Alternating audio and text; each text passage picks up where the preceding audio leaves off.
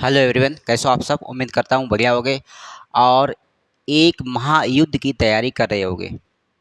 हाँ, मैं उन बच्चों की बात कर रहा हूँ जो सरकार द्वारा पीड़ित हैं। केंद्र सरकार ने इनको धोखा दिया है। मैं उन्हीं बच्चों की बात कर रहा हूँ जो NIOS के छात्र थे और उन्हें केंद्र सरकार द्वारा, सुप्रीम कोर्ट द्वारा, शिक्षा विभाग द्वारा एक बड़ा धोखा देखने को मिला है। आज वो अपनी इस डिग्री को लेकर दर बदर घूम रहे हैं, लेकिन उनकी सुनवाई करने वाला कोई नेता, कोई सरकार, कोई चाहे वो केंद्र की सरकार जो खुद ही ये डिग्री लाए थे, सुनने वाला नहीं है। क्या ये 14 लाख विद्यार्थी, इनका कोई भविष्य नहीं है, या इन्हें आपने गड्ढे में फेंक दिया कि जाओ 14 लाख विद्यार्थियों को बिल्डोजर से दबा दिया। ये विद्यार्थी ही देश का भविष्य है। हो सकता है इन्हीं विद्यार्थियों में कोई अच्छा लीडर बने, अच्छा टीचर बने, या फिर हो सकता है इन्हीं विद्यार्थियों में से कोई देश का नाम रोशन करे। जब भी मोदी अपने इस कमेंट पे आते हैं कि मैंने देश के लिए बहुत कुछ किया, इतना कुछ किया, लेकिन कभी भी बेरोजगारी का मुद्दा उनके ज़बान पर कभी नहीं आता है। कभी भी उन्होंने ऐसा जिक्र ही नहीं किया कि मैं बच्चों के लिए, विद्यार्थियों के लिए या उनके भविष्य के लिए मैं ऐसा करने वाला हूँ। कभी नहीं। बस वो डिजिटल इंडिया बनाना चाहते हैं। किस उद्देश्य के साथ, मुझे ये नहीं समझ में आ रहा किस उद्देश्य के साथ डिजिटल इंडिया बनेगा। गरीबों को मारकर या 2 किलो राशन देकर? 2 किलो राशन देकर क्या आप एक इंसान को महीने भर खिला सकते हो? और हो सकता है कि ऐसे कई व्यक्ति हैं जो आम तौर पे गरीब हैं, उन्हें राशन मिल ही नहीं पाता हो, या उन्हें आवास मिल ही ना पाता हो, जो बहुत ज़्यादा गरीब है। मेरे ख्याल से मैंने तो जहाँ तक देखा है ऐसा ही है, क्योंकि मोदी तो कभी गांव में आते नहीं, ना उनका कोई अधिकारी गांव में जांच के लिए आता कि आखिर गांव में किस प्रकार के लोग रहते हैं, किस प्रकार की समस्याएं हैं, किस लोग ये गांव के लोग किस समस्याओं में जूझ रहे हैं। कोई भी सरकार को कोई फ़र्क नहीं पड़ता है। वोट के टाइम इनका एजेंडा होता है कि हम ये करेंगे, वो करेंगे, फिर बाद में कहते हैं ये तो जुमला है। इसके बाद भी पब्लिक समझ नहीं पाती है।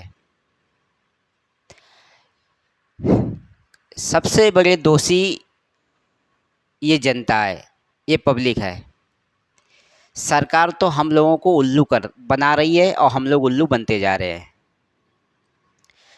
सीधी सीधी बात ये है, ये हमको धर्म के नाम पर लड़ाना चाहते हैं।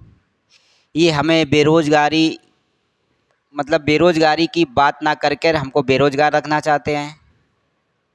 ये एक ऐसा कोई काम नहीं करना चाहते हैं जो उनके खिलाफ़ खड़ा होकर उनसे बात कर सके कि आखिर आपने देश के लिए क्या किया है। कुछ भी नहीं।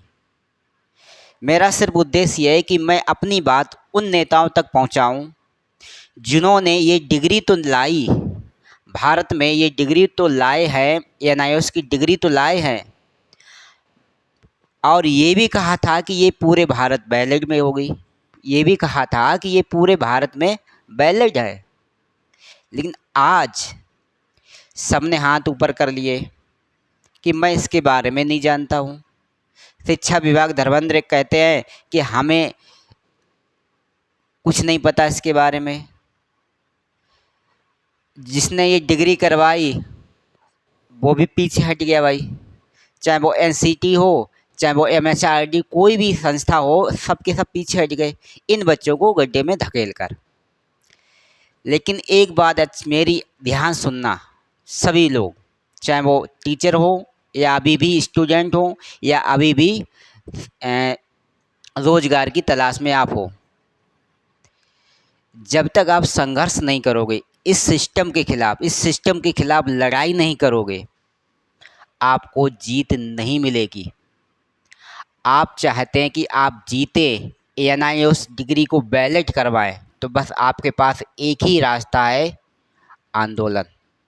इस सरकार के खिलाफ जिसने बहुत अत्याचार किया है, इस सरकार के खिलाफ जिसने आपको गड्ढे में धकेल दिया है, इस सरकार के खिलाफ आपको आंदोलन करना होगा, तभी आपकी डिग्री वैलिड होगी, वरना कभी ये डिग्री वैलिड नहीं हो पाएगी। बीएड वालों ने देखो अपनी डिग्री वैलिड के अभी अभी नीट का पेपर आपने देखा होगा, उसमें कई बच्चे रैंक हाई फाई आए थे, उन्होंने अन्य जनता ने अपना दूसरा पेपर करवाया, तुरंत ही उनकी सुनवाई हो रही, आपकी भी सुनवाई होगी। आप प्रयास करें, एक के ऊपर मत।